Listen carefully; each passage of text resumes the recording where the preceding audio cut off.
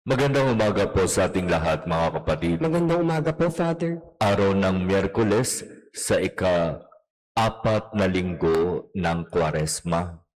At sa ating ebanghelyo, narinig natin kung papaanong binigyang linaw ng ating Panginoong Hesus ang kanyang napakagandang relasyon sa Ama. Si Hesus, alam nating lahat, ang anak ng Ama. At sinasabi niya ng napakalinaw, wala akong ginagawa sa sarili ko lamang. Ang lahat ng ginagawa ko ay bilang pagsunod sa kung ano ang kalooban ng Ama.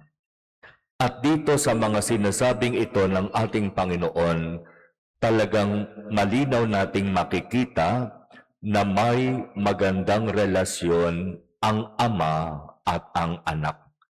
At ang bunga ng magandang relasyon na yan sa pagitan ng Ama at ng anak ay ang Espiritu Santo. Kaya kung ganito ang relasyon sa pagitan ng Ama at ng anak, dito rin tayo inaakay ng pagbasang ito. Dito rin tayo inaanyayahan ng Ebanghelyo na magnilay at tunay na tularan ang magandang relasyon na ito. Sa ating pamumuhay bilang parokya, bilang pamilya, bilang komunidad, alam nating lahat na napakahalaga ang relasyon. Alam nating lahat na napakahalaga na sa pamumuhay sa parokya, komunidad o pamilya, dapat may magandang ugnayan. Hindi maaaring gumawa ang isa ng kung ano ang gusto lamang niya at hindi niya ito i-coordinate sa iba.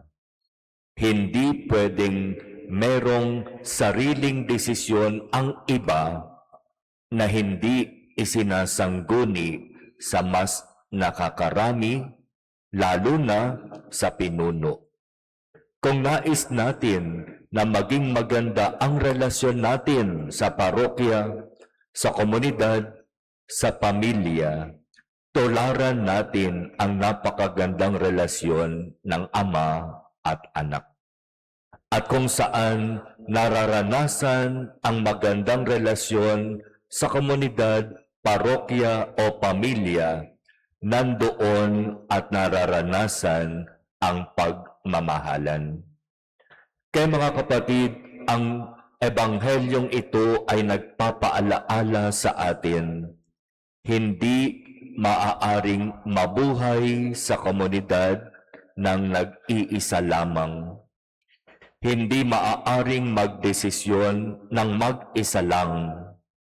Hindi maaaring gumawa ng kung ano lang ang gusto ko.